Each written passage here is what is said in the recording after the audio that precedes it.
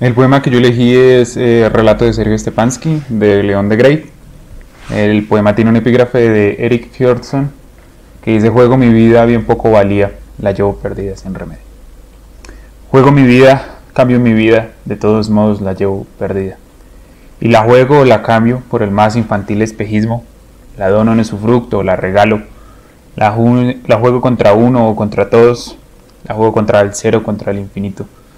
La juego en una alcoba, en el ágora, en un garito, en una encrucijada, en una barricada, en un motín. La juego definitivamente desde el principio hasta el fin. A todo lo ancho, a todo lo hondo, en la periferia, en el medio y en el subfondo.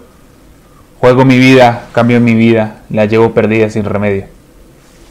Y la juego o la cambio por el más infantil espejismo, o la dono en usufructo, o la regalo, o la trueco por una sonrisa y 4 besos. Todo me da lo mismo, lo eximio y lo ruin, lo trivial, lo perfecto, lo malo. Todo me da lo mismo, todo me cabe en el diminuto hórrido abismo donde se anudan serpentinos mis sesos. Cambio mi vida por lámparas viejas o por los dados con los que se jugó la túnica inconsútil, por lo más anodino, por lo más obvio, por lo más fútil, por los colgajos que se guindan las orejas, la simiesca mulata, la terracota nubia, la pálida morena, la amarilla oriental o la hiperbórea rubia. Cambio mi vida por un anillo de hojalata o por la espada de Sigmundo o por el mundo que tenía en los dedos Carlomagno para echar a rodar la bola. Cambio mi vida por la cándida aureola del idiota o del santo. La cambio por el collar que le pintaron al gordo Capeto, por la ducha rígida que le llovió en la nuca a Carlos de Inglaterra. La cambio por un romance, la cambio por un soneto, por 11 gatos de Angora, por una copla, por una saeta, por un cantar, por una baraja incompleta, por una faca, por una pipa, por una zambuca, o por esa muñeca que llora como cualquier poeta. Cambio mi vida al fiado por una fábrica de crepúsculos, con arreboles, por un gorila de Borneo, por una pantera de Sumatra, por las perlas que se bebió la cetrina Cleopatra, o por su naricilla que está en algún museo. Cambio mi vida por lámparas viejas, o por la escala de Jacob, o por su plato de lentejas, o por dos huequecillos minúsculos en las sienes donde se me fugue en grises podres la hortura, todo el fastidio, todo el horror que almaceno en mis odres. Juego mi vida, cambio mi vida, de todos modos la llevo perdida. Este poema de León de Grey inicialmente pues es uno de los relatos de sus heterónimos, que es Erik Fjordsson, y a su vez narra la historia de Sergio Stepanski, que es otro de sus heterónimos. Es un juego que él establece desde el epígrafe cuando dice que lo escribió este marinero vikingo, por decirlo así, y todo este imaginario que sale a partir del nombre Fjordsson, ¿no? Que nos remonta directamente a un imaginario donde el vikingo es el que está viajando por el mundo, el vikingo es el que está conociendo todas las maravillas que se pueden conocer a través de los viajes marítimos, a través de sus barcos, a través de las llegadas a los puertos, y todo ese mundo que se está revelando a él a través de esos viajes. Por eso es que también Sergio Stepanski y de Grey, debajo de eso, se inscribe en un imaginario donde están las naricillas, los panteras, los gorilas de Borneo, las diferentes mujeres que él puede encontrar en cada uno de esos puertos, la simiesca mulata, la terracota rubia.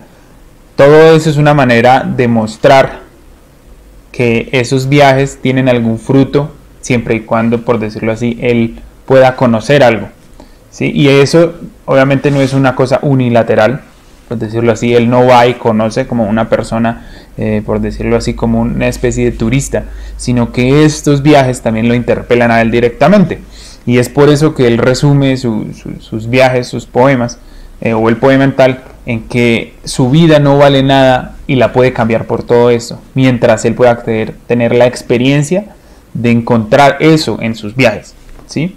Por eso es que, digamos, él apuesta su vida en estos viajes marítimos, en esos viajes que duraban meses, años a veces, para poder conseguir llegar a un puerto de manera tranquila y segura. Él arriesga su vida en esos viajes para poder encontrar eso. Por eso es que dice él: juego mi vida, cambio mi vida, de todos modos la llevo perdida. Es una vida perdida, evidentemente, porque siempre y cuando viaje y encuentre esas experiencias, pues digamos una vida, digamos, citadina, sedentaria, en la que una vida normal, entre comillas, para nuestros conceptos, es una vida que para él no la tiene. Entonces es una vida que él pierde, por decirlo así. Pero eso lo juega, eso que él ha perdido, lo juega para poder conseguir lo otro, que es toda esta experiencia que le puede brindar el mundo a través de esos viajes. Por eso él la puede jugar en una alcoba, en un garito, en una encrucijada, en una barricada, en lo que sea, siempre y cuando él pueda estar ahí viviendo esa experiencia, que es netamente una experiencia de un viajero, de un poeta, por decirlo así, que puede llegar, mirar, escribir sobre esto, narrar todas estas historias que quiere vivir él a través de esos viajes, ¿sí? Y es por eso que a mí me impacta mucho cómo se inscribe en diferentes tradiciones de Grave y Stepansky y Fjerson, por decirlo así, porque son tres, una tricotomía perfecta, por decirlo así, un trinomio perfecto, que es una misma persona. Y por eso es que él habla de Cleopatra, habla del gordo Capeto. Es algo que él no solamente es un viaje en este momento, por decirlo así, en este mundo, sino que es un viaje histórico también, en el que él puede conocer a través de esos viajes, que pueden ser marítimos, pueden ser a través de un libro para un poeta, pueden ser a través del conocimiento, puede él jugar para su vida, para conocer la cetrina Cleopatra, su naricilla que está en algún museo, para conocer la historia como tal, la lluvia rígida que le llovió a Carlos de Inglaterra, el collar que le pintaron al gordo Capeto, toda esa historia que está tan alejada, digamos, de nuestro imaginario colombiano, por decirlo así. Por eso también se puede jugar la vida, para conocer, para saber qué fue lo que pasó. Y ese viaje es el que emprende el poeta cuando escribe, y ese viaje es el que emprende el lector cuando se sienta a mirar las palabras que escribieron otras personas sobre esa historia. Por eso jugar mi vida, jugar el ahora, no vale nada siempre y cuando yo me pueda entrar y me pueda meter en esa historia, en ese imaginario, para conocerlo, para jugar y para entender lo que pasó. Por eso es que ahí pierde su vida, pero gana 1.000.000 de cosas más. Gana experiencia, gana conocimiento, gana maneras diferentes de ver el mundo. Gracias. Hola, mi nombre es Ana María Vargas y hoy voy a analizar un poco el poema Pasatiempo de Federico Díaz Granado. Federico Díaz Granado es un poeta, ensayista y gestor cultural y es una de las grandes voces poéticas de esta generación de poetas colombianos. Pues yo leí la antología Adiós a Lenin, donde está esta sección de las prisas del instante. Principalmente me gustaron dos poemas, que es Pasatiempo y Etiquetas para coser. El que más me gustó fue Pasatiempo porque este es un poema donde se retratan dos de los temas clásicos en la poesía de Granados, que es el tiempo y el hogar. Entonces, bueno, voy a leer el poema y después como analizarlo ya casi que línea por línea. Dice, Pasatiempo. Para matar el tiempo, recuerdo algunos fulgores de la infancia. Lleno crucigramas, para que tu nombre encaje donde debe decir olvido. Y leo los horarios de los trenes para saber cada día más sobre despedidas. Para matar el tiempo, me detengo en los balcones y leo avisos clasificados. Miro los segundos pisos de las casas, cuento gordos y calvos en los centros comerciales y organizo los estantes de la casa, los archivos de la escuela, las compras de ocasión. Para matar el tiempo, guardo los fantasmas y tristezas, las nostalgias y los nombres que permanecen, para que cada uno encuentre, como en los juegos de azar, su par, su carta repetida. Entonces, bueno, este poema me gustó bastante porque, como les decía, los temas principales creo que es el tiempo y el tema del hogar. Entonces, lo interesante del manejo que Granados le da al tema del tiempo es que este juega con este concepto haciendo paradojas todo el tiempo y crea escenarios muy particulares. Y usa el tiempo no solo como un concepto aislado, sino que lo relaciona con otros elementos como la nostalgia, por ejemplo. Y él está constantemente relacionando cosas que puede que sean contrarias, pero que se complementan en su poesía. Entonces usa el tiempo, la nostalgia, lo efímero y lo que permanece, el olvido y la palabra. Y pues bueno, ya voy a explicar cómo también todas estas relaciones que se van a ir entendiendo como a lo largo mientras analice el poema. Y bueno, también otra cosa que quiero resaltar de su poesía es el tema de los escenarios cotidianos, que a mí me gusta mucho porque a mí en general la poesía me cuesta. Y cuando me encuentro con este tipo de poemas donde me hablan de balcones, de avisos clasificados, de horarios de trenes, creo que hace que sea un poco más abierta la poesía y que sea más fácil, no necesariamente fácil, pero sí como más abierta a que todos la entendamos y a que todos conectemos con ella, porque son escenarios muy cotidianos, entonces es muy fácil entenderlo y relacionarse con la poesía, en este caso pues de Granados. Entonces ya pasando al poema como tal, lo central de este es que Federico quiere matar el tiempo, ¿no? Es como pues lo central, las tres estrofas empiezan justamente hablando de para matar el tiempo. Entonces es un tiempo que es efímero, ¿no? Es un tiempo que no dura y que eventualmente se olvida, sino es que ya se ha olvidado. Entonces pues él empieza diciendo, para matar el tiempo recuerdo algunos fulgores de la infancia. Es decir, él busca matar este tiempo, busca matar lo efímero a través de la nostalgia y pues del recuerdo. Entonces usa el recuerdo para acabar con lo olvidable y para matar lo olvidable, entonces lo que les digo, recuerda y hace presencia usando la palabra, porque veremos a lo largo del poema de Granados que él usa la palabra como una forma de permanencia constante. Entonces después dice, lleno crucigramas para que tu nombre encaje donde debe decir olvido. Es decir, él usa el papel, usa este espacio del crucigrama, esta cosa que es como tangible, usa la palabra, la poesía, para llenar esos espacios que el tiempo efímero deja, es decir, donde debe decir olvido, en realidad. Entonces, para Granados, y aquí voy a citar un poco a Anthony Geist, no sé cómo se pronuncia, pero es el que hace la introducción de esta antología, que él dice lo siguiente. La escritura es la constancia de una ausencia. Esto pues refiriéndose a la poesía de Granados. Y pues para mí esto quiere decir que entonces la poesía, lo que está escribiendo el poeta, es la presencia del ausente. Pero lo ausente es ese mismo tiempo que quiere matar, es decir, es una situación completamente paradójica. Entonces Granados mata el tiempo pues a lo efímero, a lo que se volverá ausente, usando la constancia y la presencia de esa misma ausencia de lo que ya no es. Entonces es una situación como completamente paradójica y muy interesante. Además, sí, como que él quiere cambiar el olvido, donde no hay nada escrito, ese espacio en blanco del crucigrama, por su nombre, el de pues, la persona a la que le está dedicando el poema, pero este mismo nombre ya de por sí es una ausencia, es algo olvidado, pues sí, es algo que ya no fue. Y ese algo olvidado es solamente recordado a través de la palabra y de manera fragmentada, ni siquiera completa. Entonces, pues sí, creo que es un escenario muy bonito el que crea Federico Granado y pues quería como recalcar eso. Entonces después él sigue y dice que lee los horarios de los trenes, ¿no? Para saber cada día más sobre las despedidas. Entonces lee los horarios de los trenes y aquí continúa con esta paradoja que les decía, ya que está leyendo y recurriendo a lo escrito, a la palabra, a lo que permanece, así sea fragmentadamente, a esto que les comentaba, que es la constancia de la ausencia, para saber más de las despedidas, es decir, de lo que se va a olvidar.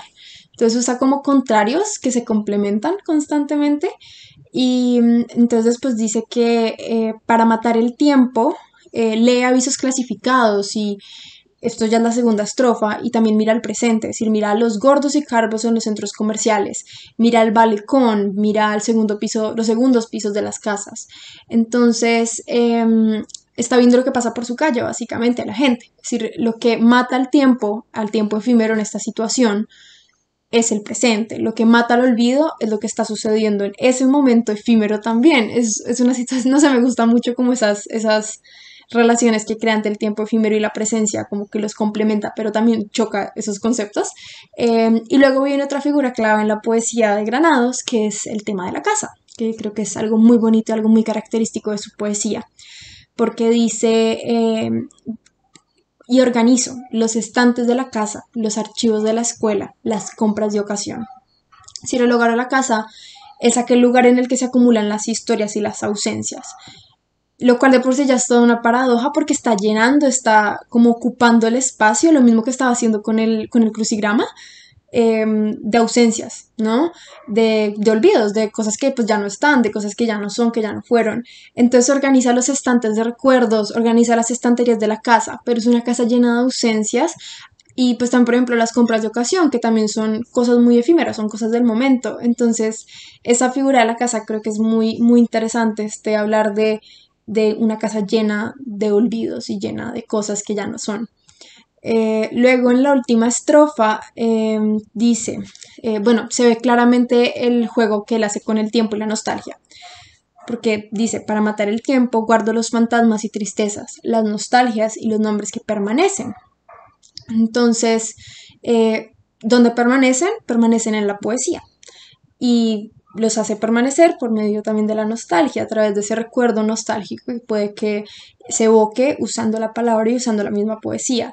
Es decir, que pues mata el tiempo recurriendo a la nostalgia, al recuerdo, a esas ausencias de lo que ya no es, de lo que ya no fue, para que como termina el poema, para que cada uno encuentre, como en los juegos de azar, su par, su carta repetida, que creo que es un final muy bonito.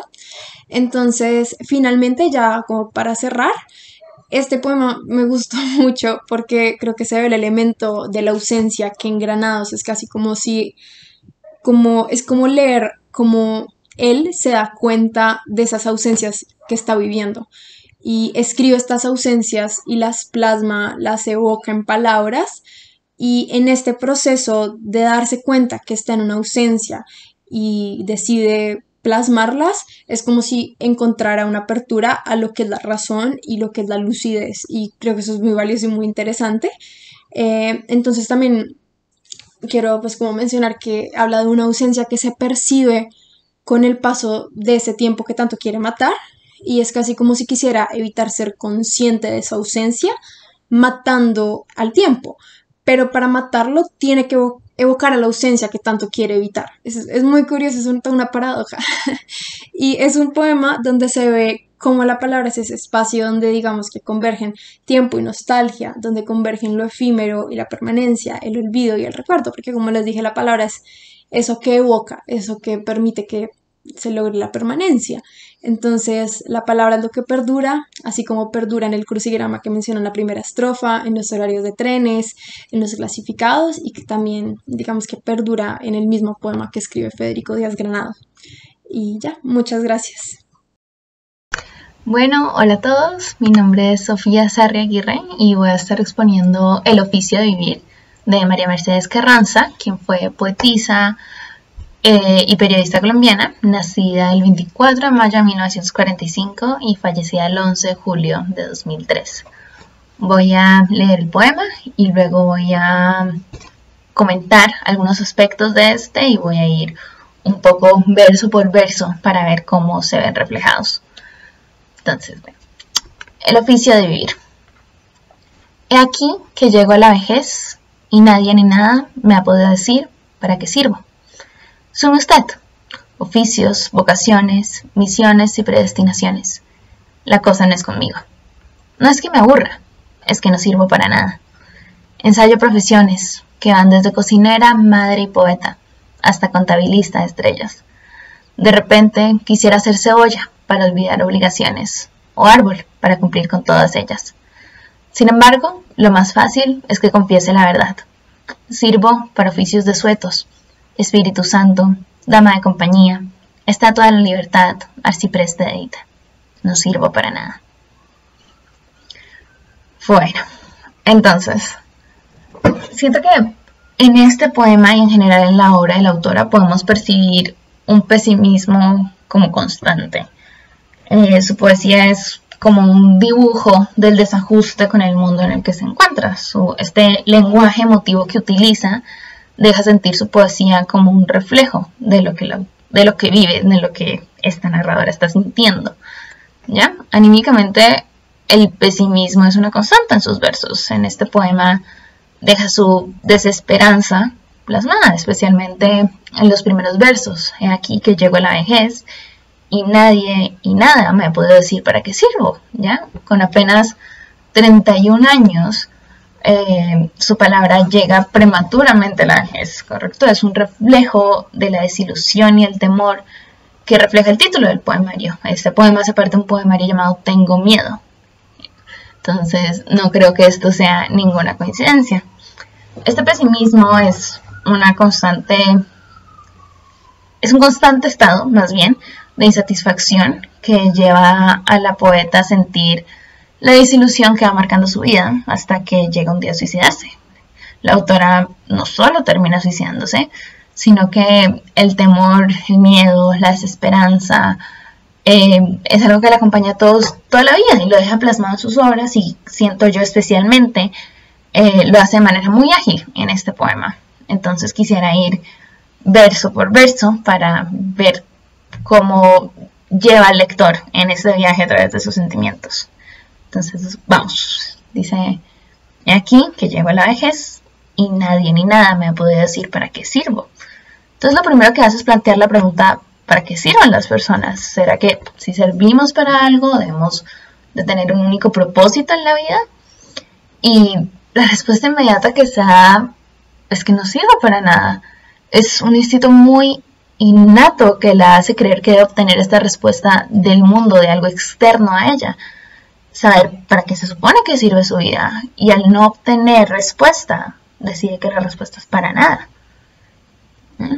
Y con eso sigue, sume usted: oficios, vocaciones, misiones y predestinaciones. La cosa no es conmigo, no es que me aburra, es que no sirvo para nada. Entonces continúa demostrando que, según su experiencia, el ser humano puede ocupar múltiples roles, pero que estos, aunque la llenen, no le dan un propósito a su existencia. Recto, su escritura aquí yo siento que es muy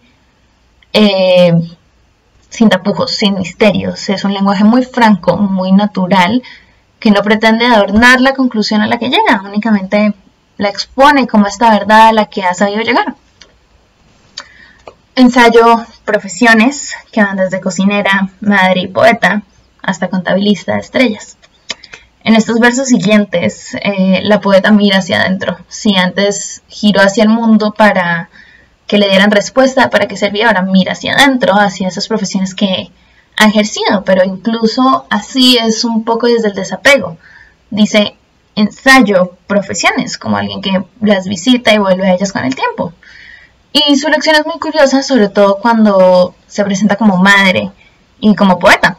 Entonces, la autora, ya hablando biográficamente, tuvo una hija llamada Malibea, a la cual le dedica de hecho uno de sus poemas llamados Conversación con mi hija, donde le da consejos preciosos, incluyendo este que abre el poema, que dice: a menudo tendrás que saludar a la fe, a la esperanza, a la caridad.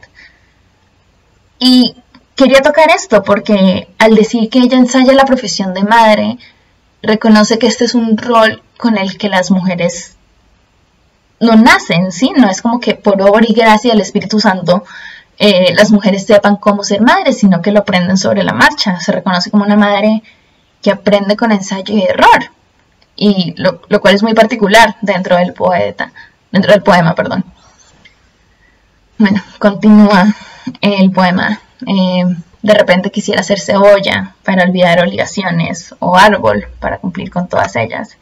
Y de nuevo vuelve a ese desapego de las cosas. Se gira ya no hacia lo que ya ha hecho, sino hacia la naturaleza y los roles que una cebolla o un árbol pueden llegar a desempeñar, muy diferentes a los que ella emplea, incluso el de ser contabilista de estrellas. Pues al contrario de los seres humanos, estos elementos, la cebolla, el árbol, no deben servir para nada, ¿sí? Estos simplemente son, estos existen, y simplemente con ser ya son suficientes y cumplen con su lugar en el mundo, que siento que es un poco el sentimiento que la autora busca. Y con eso llegamos a la última parte del poema. Sin embargo, lo más fácil es que confiese la verdad. Sirvo para oficios desuetos, Espíritu Santo, dama de compañía, estatua de la libertad, arciprestadita. No sirvo para nada. Oficios desuetos, oficios desusados, oficios que ya no sirven. Y se pone a sí misma como estatua de la libertad, este gran símbolo, este monumento de alianza, que por más hermosa y atractiva que sea, y por más significado que cargue, ya no sirve para nada. Ya pudo significar algo, pero ya no tiene más uso que ser admirada. Y en el mismo paquete pone oficios como el Espíritu Santo, lo cual es muy curioso, quien aunque sea importante, sí es cierto que es el miembro de la Santísima Trinidad que menos utilidad o protagonismo parece ocupar. Dama de compañía, sí, este es un oficio que ya no existe. Arcipreste de Edita, este poeta que también ya no sirve para nada. Y con eso cierra. Es un poema muy agridulce, siento yo, donde muy especialmente se da este sentimiento de querer servir para algo y no logra identificar para qué. Pero lo hace de manera muy elegante y muy franca, lleva esta franqueza en sus versos desde el momento uno. Y siento que eso es lo que lleva al lector a conectarse con ella. Y ya, con eso termina la exposición de mi poema del día de hoy. Muchas gracias. Hola, soy David Vargas y les voy a presentar Llanura de Tuluá de Fernando Charri Lara. Bien, para comenzar daré unos breves apuntes biográficos en torno a Charri Lara. Él nace en Bogotá en 1920 y muere en Washington DC, Estados Unidos, en el año 2004. Es miembro de la llamada generación de mito, que se forma en torno a la revista homónima, junto con Jorge Gaitán Durán y Eduardo Cotelamos. Fue profesor de las universidades Javeriana, Nacional y de los Andes de Bogotá. También estuvo afiliado al Instituto Caro y Corvo por muchísimo tiempo. Y su obra poética se compone de los poemarios Nocturnos y otros sueños de 1949, Los adioses del 63, Pensamientos del amante del 81 y Llamada amor viva de 1986. Bien, en torno a Llanura de Tuluá, este poema forma parte del libro Los adioses y, según Darío Jaramillo Gudelo, en el prólogo a la poesía reunida de Charri Lara en la edición, pues en la editorial de Pretextos, el poema es una referencia a una realidad que se le impone a Charri Lara con todas sus atrocidades, a pesar de que sea un poeta tan alejado de las tentaciones del realismo. Esto en referencia, pues por supuesto, al conflicto armado y a todas las atrocidades pues, que se han cometido desde el siglo XIX hasta nuestros días en el contexto colombiano, y particularmente pues la forma que tomó durante el siglo XX, y pues sí, los años 60 en los que fue publicado este poemario. Bien, para comenzar con el análisis voy a leer el poema y después pues les haré un breve comentario del análisis que realizaré y procederé a hacer el análisis. Bueno, Llanura de Tuluá. Al borde del camino los dos cuerpos, uno junto del otro, desde lejos parecen amarse. Un hombre y una muchacha, delgadas, formas cálidas, tendidas en la hierba, devorándose. Estrechamente enlazando sus cinturas, aquellos brazos jóvenes, se piensa. Soñarán entregadas sus dos bocas, su silencio, sus manos, sus miradas. Mas no hay besos, sino el viento, sino el aire, seco del verano sin movimiento. Uno junto del otro están caídos, muertos, al borde del camino los dos cuerpos. Debieron ser esbeltas sus dos sombras, de languidez adorándose en la tarde, y debieron ser terribles sus dos rostros, frente a las amenazas y relámpagos. Son cuerpos que son piedra, que son nada, son cuerpos de mentira, mutilados, de su suerte ignorantes, de su muerte, y ahora, ya de cerca contemplados, ocasión de voraces negras aves. Bien, ya leí el poema, voy a comenzar con el análisis, que voy a estructurar de la siguiente manera. Voy a separar el poema en tres secciones principales, la primera que abarca de la primera hasta la séptima estrofa, la segunda compuesta por las estrofas 8 y 9, y la última compuesta por las dos estrofas restantes, la décima y la undécima. Bien, pues lo que yo analizo pues como de esta primera sección es una estructura pues esencialmente en espejo, con el punto de quiebre siendo justamente la estrofa compuesta por el verso se piensa. Encuentro pues una similitud entre estos dos, dado que la estructura pues, de las estrofas es 3-3-2, se piensa, y 2-3-3. Además, la estrofa con la que comienza el poema, el verso con el que comienza el poema, al borde del camino los dos cuerpos, se repite también en el último verso de la séptima estrofa, que es exactamente igual, al borde del camino los dos cuerpos. Bien, pues algo que me llama mucho la atención es el recorrido que se desarrolla a lo largo de estas 7 estrofas. Al principio está así esta mención, al borde del camino los dos cuerpos, uno junto del otro, desde lejos parecen amarse. Ahí es importante el desde lejos. Sabemos desde dónde están siendo observados por la voz poética. También es muy importante ahí, por un lado, que se digan los dos cuerpos, que esta palabra se va a resignificar tanto en este primer verso, en el último de la séptima estrofa, y también en las últimas dos estrofas está la constante mención de los cuerpos. Pues sí, aquí al principio este cuerpo parece ser, pues sí, como dicho acaso con una inocencia, o acaso también pues sí, previendo lo que se va a saber con el resto del poema. Sin embargo, pues estructuralmente en este momento sí, no tendría por qué expresar que están muertos de primera, pues sí, como en primer lugar, pero pues sí, se va a resignificar a medida que leemos el poema. Y también este parece nos habla de esta intención, del no decirlo todo desde un primer momento. Y además, pues sí, como que la voz poética lleva a quien lee a lo largo de estas reflexiones, mientras más se acerca se va dando cuenta de lo que hay, pues de extraño.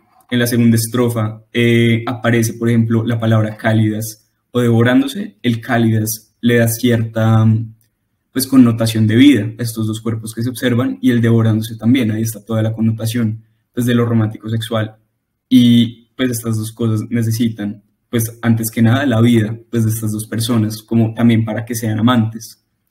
Y pues sí, estrechamente enlazando sus cinturas aquellos brazos jóvenes. De nuevo, como que ahí está pues por un lado la juventud, y además el enlace de las cinturas pues estrechamente también da como una acción activa por parte de ambos, que de nuevo necesitaría la vida. Bueno, aquí está el se piensa, que ahí se entra directamente en, sí, como que el yo poético reconoce o nos hace saber que lo que viene en estas siguientes estrofas hasta la séptima va a ser lo que piensa.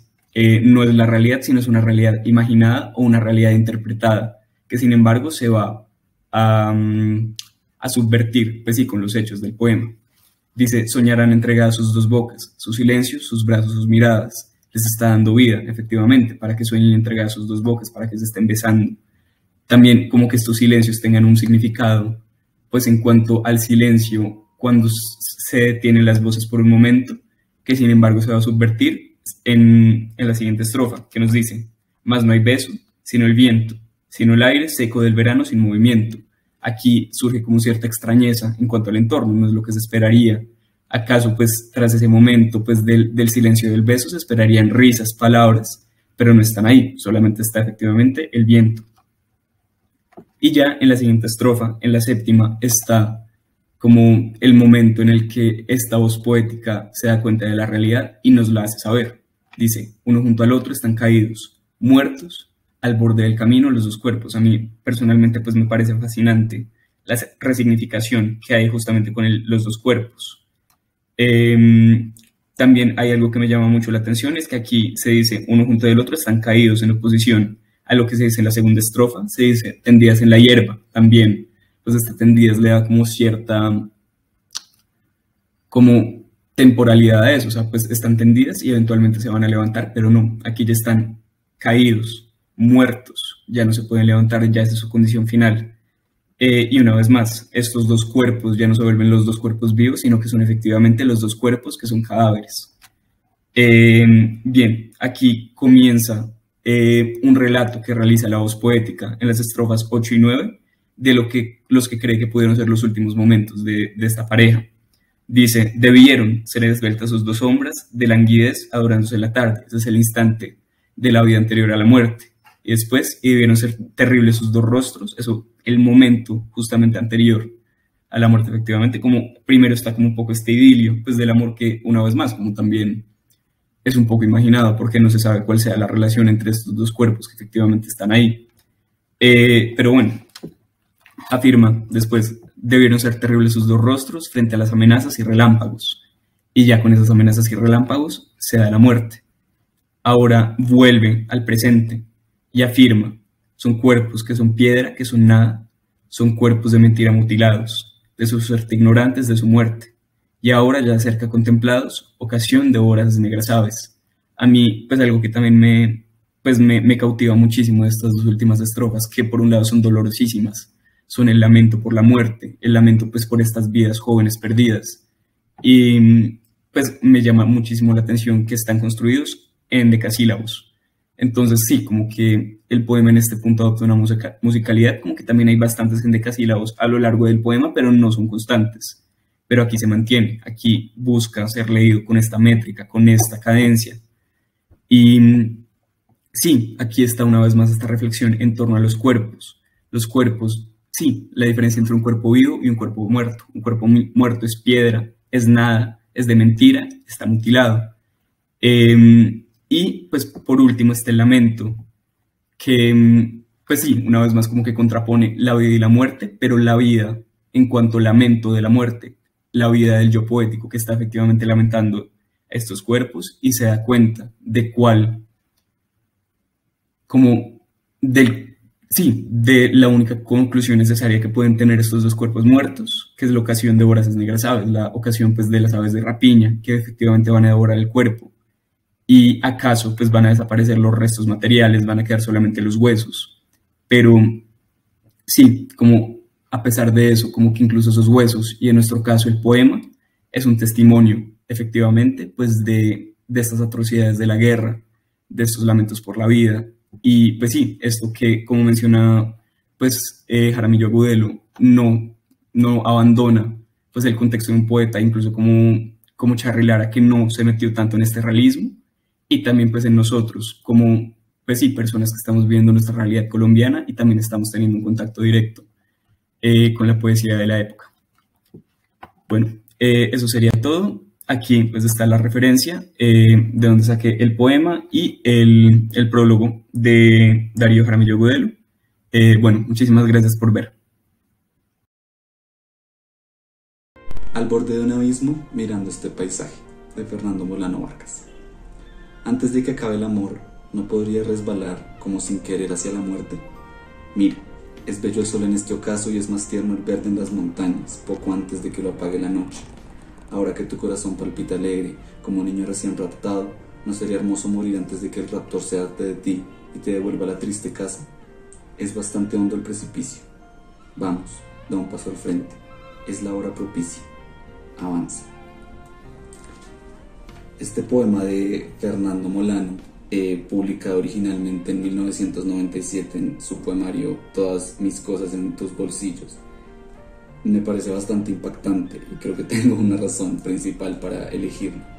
En primer lugar, creo que he pensado bastante últimamente en Molano y en el poder que evoca con la palabra, cómo juega con los sentidos en su poesía. Y en ese sentido creo que me gustaría decir que le construye una casa a las palabras en este poema. Lo interesante es que también le construye ese sentido de casa, porque como vamos a ver más adelante, lo que hace más bien es otorgarle un abismo a la poesía. Fernando Molano, en su enamoramiento por la vida que muchas veces se dijo que tenía, nos da una nueva visión de lo que podría ser la vida, de lo que podría ser la muerte, de lo que podría ser las dualidades. No suscita más preguntas que respuestas realmente, y creo que ese es el potencial evocador y el potencial poético que tiene este texto. Entonces, para comenzar, quisiera pues que viéramos este cuadro que voy a poner aquí en pantalla de Caspar David Friedrich, que es El caminante sobre el mar de nubes. Creo que varias veces ya lo hemos visto, pero nos puede dar varias claves de lectura para entender o para darle un horizonte interpretativo al poema de Molano, que creo que no es único, porque creo que tiene muchos sentidos y muchos significados. Sin embargo, como vemos aquí, creo que hay dos personas, si nos guiamos por lo que nos dice y nos muestra este cuadro. Hay dos personas en el poema. La primera es la que vemos, que está mirando al horizonte, que está mirando al abismo, que está en el precipicio, y la otra que le está susurrando. La otra que le está susurrando, que no sabemos si está al lado de él, sino que no sabemos si lo está mirando, si es tal vez el que está mirando el cuadro, o si está cayendo desde el precipicio y le está hablando desde abajo, desde la profundidad tal vez. También es interesante ver que en estas dos personas hay tal vez dos tiempos gramaticales que podemos ver tanto en el título como en el resto del poema. En el título hay un gerundio que está protagonizado por la persona que está mirando el abismo. Entonces, yo soy el que está mirando este paisaje. mientras que en el resto del poema básicamente hay un tono de invitación hacia la persona que está mirando al abismo. Ya vamos a descubrir cuál es esta invitación, pero creo que es importante definir que hay dos personajes claves en este poema. Creo que desde el primer verso se nos abre el camino para la interpretación. Antes de que se acabe el amor. Entonces lo primero que tendríamos que preguntarnos es ¿a qué se refiere Molano con el amor? Quizá el amor tiene que ver con la vida, antes de que se acabe la vida, y en este sentido no podríamos dejar de ver también la relación inescrutable que hay con la muerte. El amor, la muerte y la vida, quizá. Antes de que se acabe la vida, podríamos decir entonces que es el nuevo verso que Molano que nosotros le asignamos a este poema. No podría resbalar como sin querer hacia la muerte. Resbalar y como sin querer. En primer lugar, el resbalar ya nos da una visualidad bastante clara, que se complementa bastante con el como sin querer, y es un dejándose llevar por. No es una acción completamente consciente, es una acción mediada tal vez por la inconsciencia. En la siguiente estrofa nos dice, mira, y desde ahí ya nos plantea una invitación. Ya no está hablando solamente con la persona que está mirando al precipicio, sino que está hablando con nosotros. Nos invita también a mirar con él. Es bello el sol en este ocaso y es más tierno el verde en las montañas. Desde aquí ya nos da una palabra clave y es ocaso. ¿Qué es un ocaso? Cuando el sol cae. Cuando el sol cae al igual que quién. Vamos a descubrirlo. Es más tierno el verde en las montañas poco antes de que lo apague la noche. Ahora que tu corazón palpita alegre como un niño recién raptado, ¿no sería hermoso morir antes de que el raptor se harte de ti y te devuelva a la triste casa? Antes de irnos por un camino interpretativo de la estructura, creo que es necesario ver algunos pequeños detalles, y son los adjetivos y acciones que aparecen a lo largo de esta estrofa. Bello, tierno, una noche que apaga, un corazón que palpita alegre, un niño que es raptado, un morir que es hermoso, alguien que se harta de ti y una casa que es triste. Como vemos, hay una relación entre adjetivos positivos, adjetivos negativos, y creo que no están posicionados de una manera arbitraria. Ya vamos a ver por qué. La siguiente estrofa creo que es la central, y es bastante hondo el precipicio, y casi que se puede ver como un grito que está evocado desde abajo del abismo, y que por lo mismo tiene que estar escrito de esta manera. Tiene que estar escrito con profundidad y con eco. Tiene que resonar en nuestras cabezas y tiene que verse como va cayendo. Y ya abajo vemos cómo nos dice, vamos, da un paso al frente. Es la hora propicia, avanza. Y es cuando nos preguntamos, quizá ese avanzar es caer. Si caemos al abismo, caemos nosotros, o quién es el que cae. Ese caer quizá, o ese avanzar, es horizontal porque estamos dando un paso al frente, o es vertical porque estamos cayendo. Aquí creo que ya es importante decir que identificó 5 abismos a través del poema. El primero está en la estrofa 1. No podría resbalar como sin querer hacia la muerte. Resbalamos hacia la muerte. Hay un primer abismo al que caemos, y la forma en la que Molano nos lo expresa no es gratis. Literalmente estamos cayendo. Los versos también caen. Es bello el sol en este ocaso y es más tierno el verde en las montañas poco antes de que lo apague la noche. La noche llega a apagar el verde de las montañas y el sol bello que está mirando, que nos invita a mirar Molano. Y en ese sentido también cae. El sol está cayendo porque la noche lo apaga. Hay un segundo abismo. Ahora que tu corazón palpita alegre como un niño recién raptado. Creo que este es el abismo más problemático, porque hay una relación entre el palpitar alegre, quizá ansioso, quizá nervioso, de un niño, pero que es raptado. Y quizá el ser raptado ya nos arroja una connotación negativa. Sin embargo, sigue cayendo un abismo. El niño que tiene un corazón que palpita alegre, pero que es raptado por alguien. El cuarto abismo. ¿No sería hermoso morir antes de que el raptor se harte de ti y te devuelva a la triste casa?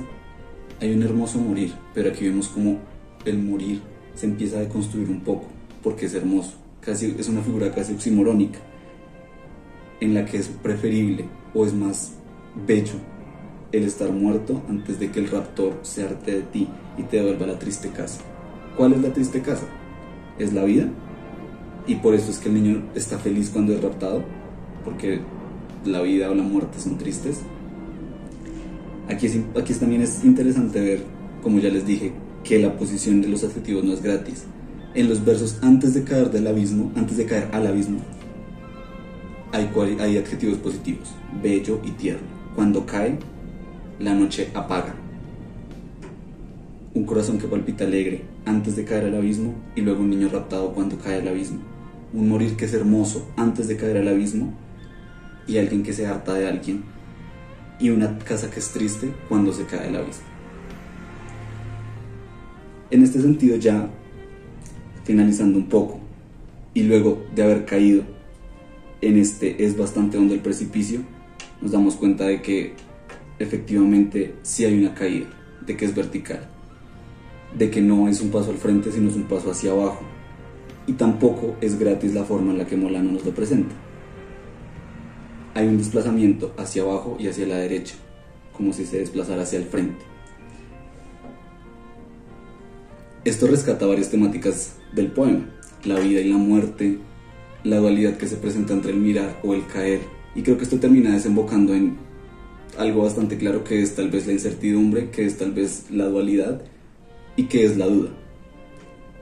Que es la duda sobre si nosotros también vamos a caer, sobre si los versos van a caer. Nos terminamos preguntando, ¿el poema nos invita a caer?